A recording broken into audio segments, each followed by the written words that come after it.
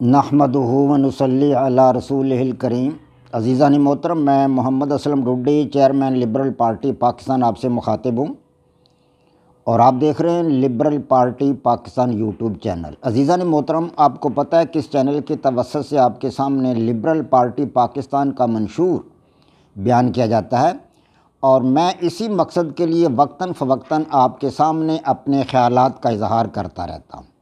عزیزان محترم، liberal Party Pakistan YouTube channel آپ کا اپنا چینل ہے۔ میں توقع ظاہر کرتا ہوں اور امید کرتا ہوں کہ آپ اس چینل کو سبسکرائب کریں گے، لائک کریں گے، شیئر کریں گے اور بیل آئیکن کو بھی دبا دیں گے تاکہ پارٹی کی طرف سے دی جانے والی معلومات اور گزارشات بر وقت آپ کے پاس پہنچیں اور آپ کے دوست احباب اور عزیز و اقارب مکمل طور پر ان سے استفادہ کر سکیں۔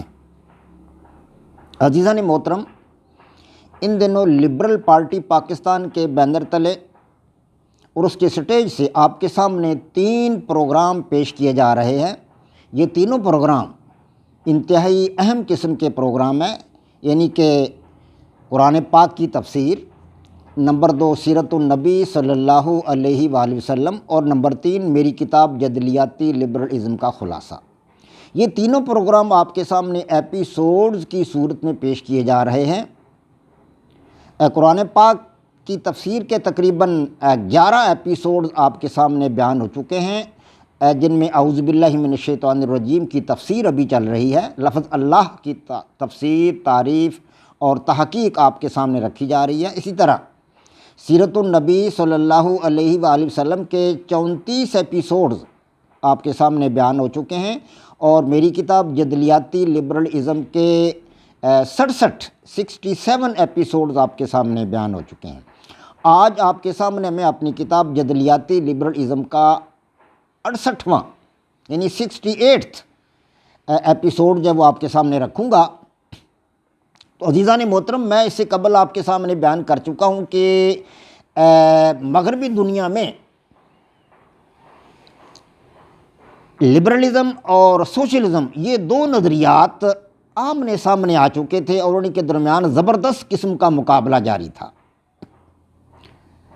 سوشلسٹ نظریات جو تھے ان میں 2 بنیادی باتیں تھیں۔ ایک تو وہ مزدوروں کی آمریت کے قائل تھے۔ سوشلسٹ نظریات ان میں مزدوروں کی آمریت کی بات کی جاتی تھی، پہلا بڑا نقطہ ان کا یہی تھا۔ اور دوسرا بڑا نقطہ ان کا یہ تھا کہ تمام انسانوں میں مکمل مساوات پیدا کی جائے، یعنی یہ 2 بڑے نظریات تھے سوشلزم میں، مزدوروں کی آمریت اور نمبر 2 تمام انسانوں میں مکمل مساوات۔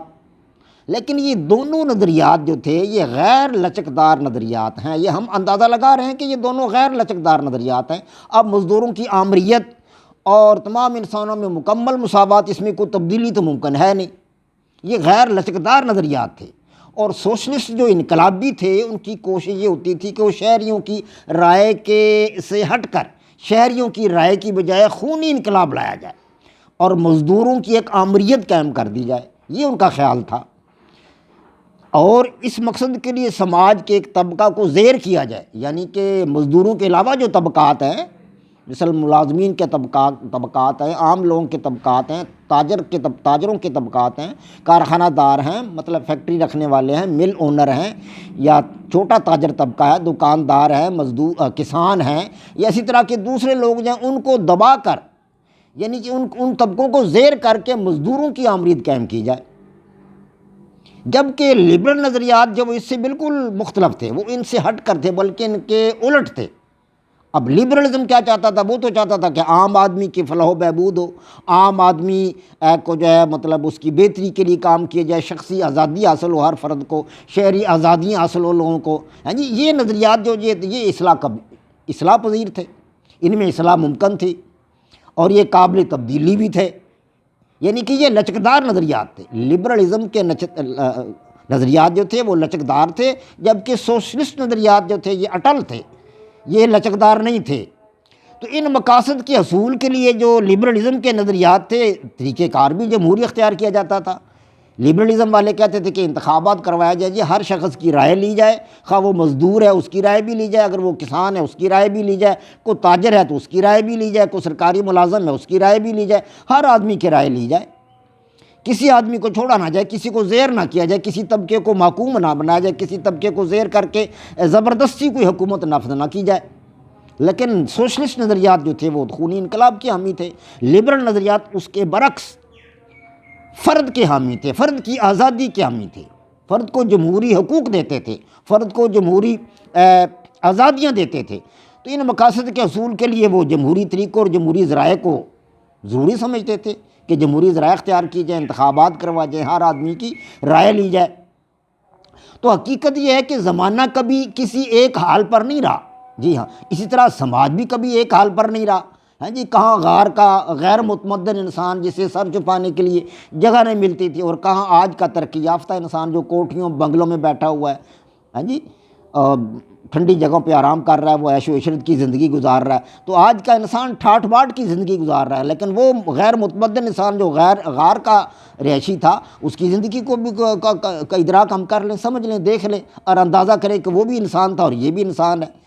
تو جو ہے مطلب حال کو ماضی میں قید کر دینا یہ عقل کی بات نہیں، یہ کوئی عقل مندی کی بات نہیں کہ ماضی جو ہے حال جس کو ماضی کے حالات و تقاضوں میں قید کر دیا جائے اور کسی ایک طبقہ کی آمریت قائم کر دی جائے، ہیں جی۔